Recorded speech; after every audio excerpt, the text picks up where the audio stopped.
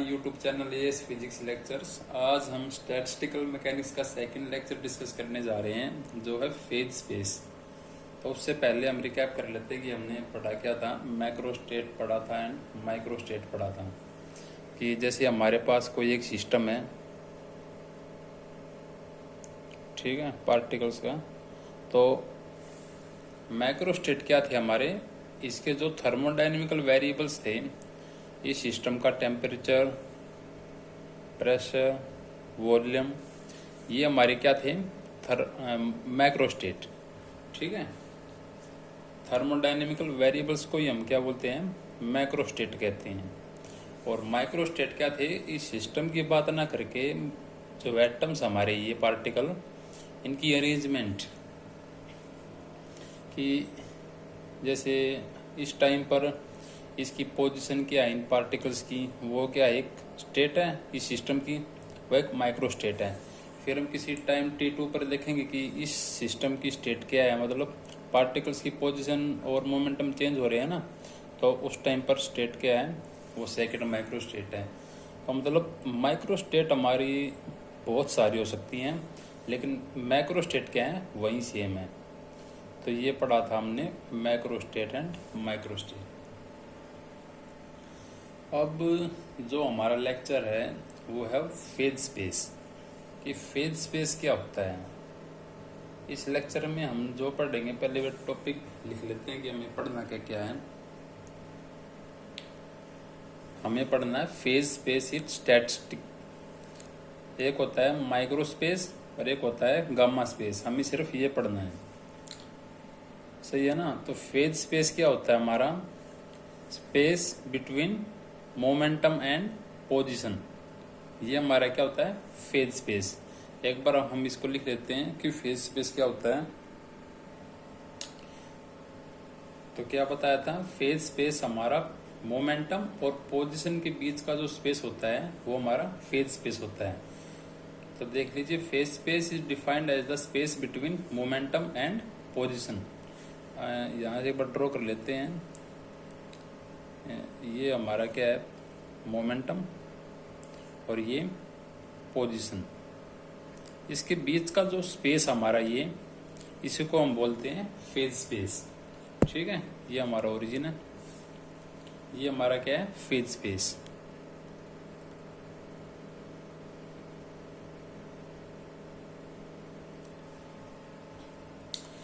जैसे हमारे पास कोई एक सिस्टम है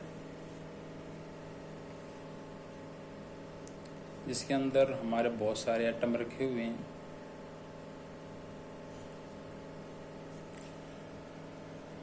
अब हम माइक्रो स्पेस पढ़ रहे हैं। फेज स्पेस पता चल गया क्या होता है।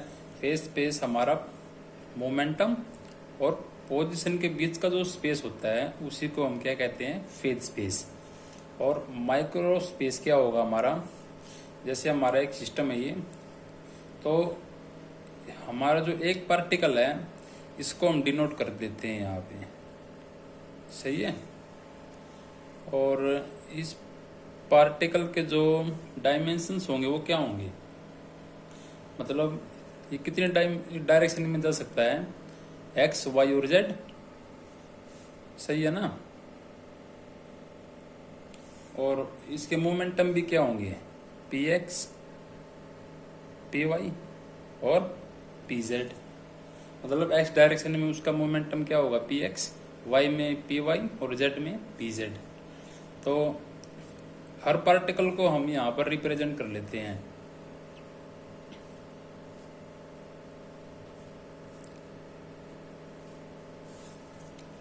ठीक है ना। तो ये हमारा क्या है, माइक्रो स्पेस, जिसको हम क्या बोलते हैं, मॉलिक्यूलर स्पेस भी बोलते हैं। मतलब किसी सिस्टम के जो पार्टिकल हैं उनको हम यहाँ पर रिप्रेजेंट कर देंगे और इसी को हम क्या कहेंगे, माइक्रो स्पेस। इसकी डायमेंशंस क्या होंगी, जो एक पार्टिकल है जो ये कितने डायरेक्शन में जा सकता है, एक्स वाई जेड, और उसके मोमेंटम क्या होंगे, p x p y p Z.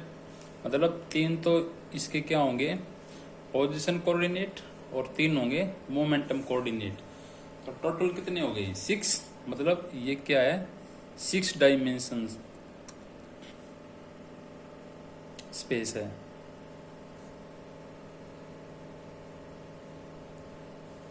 सही है ना। माइक्रो स्पेस क्या हमारा 6 डायमेंशन स्पेस है। क्यों? क्योंकि हमारा एक पार्टिकल 3 डायरेक्शन में मूव कर सकता है, एक्स वाई और जेड में, है ना। और मोमेंटम क्या होंगे, p x p y p z, total कितने हो गए 6। तो 6 डायमेंशन होगा। तो 6 डायमेंशन स्पेस को हम क्या कहते हैं, माइक्रो स्पेस। और गामा स्पेस क्या होगा, ये लिख लेते हैं, ये हमारा माइक्रो स्पेस। सेकंड है गामा स्पेस। माइक्रो स्पेस में हमने क्या किया था, जो ये पार्टिकल्स हैं उनको यहाँ पे डिनोट कर दिया, और इन्हीं को, इस स्पेस को हमने क्या बोल दिया, माइक्रो स्पेस। और गामा स्पेस के अंदर क्या होगा, इस सिस्टम के मॉलिक्यूल्स को, पूरे सिस्टम को हम एक पॉइंट से डिनोट कर देंगे। माइक्रो में क्या किया, एक एक पार्टिकल को डिनोट कर दिया यहाँ पे।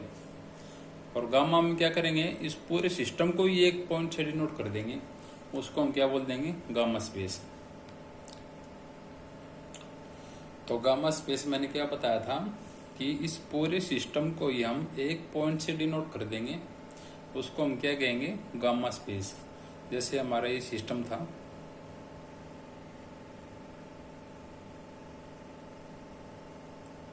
ठीक है, इसको हम हमारे फेज स्पेस के अंदर एक सिंगल पॉइंट से डिनोट कर देंगे,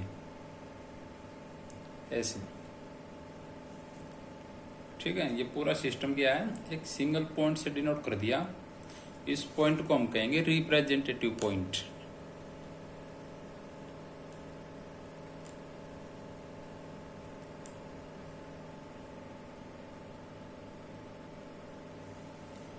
ठीक है, क्या लिखा हमने, स्पेस ऑफ एन पार्टिकल, एक एन पार्टिकल का स्पेस है, and denoted by single point. इस पूरे सिस्टम को एक सिंगल पॉइंट से रिप्रेजेंट कर दिया यहाँ पर, जिसको हम बोलते हैं रिप्रेजेंटेटिव पॉइंट। और इस स्पेस को क्या कहेंगे हम, गामा स्पेस। अब इसकी डायमेंशंस निकाल लेते हैं। जैसे माइक्रो स्पेस के अंदर क्या आई थी, 6 डायमेंशन आई थी हमारी, है ना। तो यहाँ पर ये सिस्टम जो हमारा, ये क्या है, एन पार्टिकल है ना, किसके अंदर एन पार्टिकल है ना, ये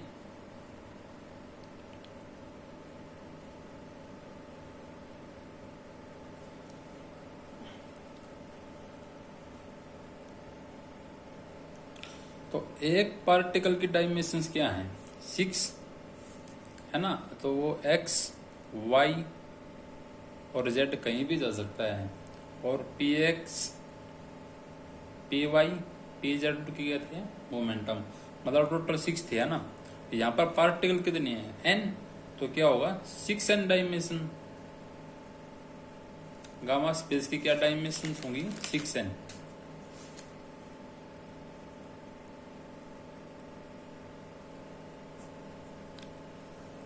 हमारी जो सबसे इम्पोर्टेंट है यहाँ पर वो है कि माइक्रो स्पेस होता है वो 6 डायमेंशन स्पेस होता है, और जो गामा स्पेस होता है वो होता है 6n डायमेंशन।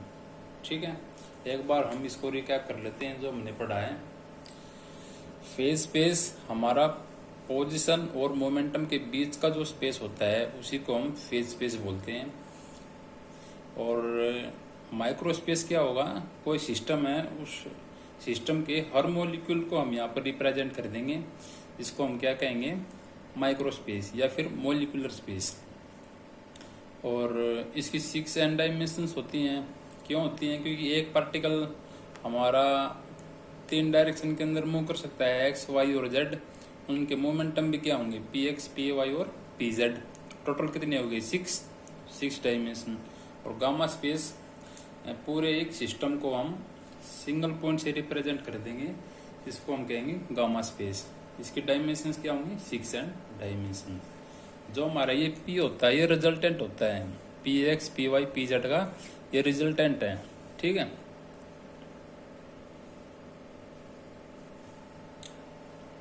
तो ये था हमारा फेज स्पेस। अब हम जो नेक्स्ट टॉपिक पढ़ेंगे वो है हमारा एनसेम्बल। तो इसका स्क्रीनशॉट ले लीजिए, इसके नोट्स मैं अभी सेंड कर देता हूँ आपको। Thank you.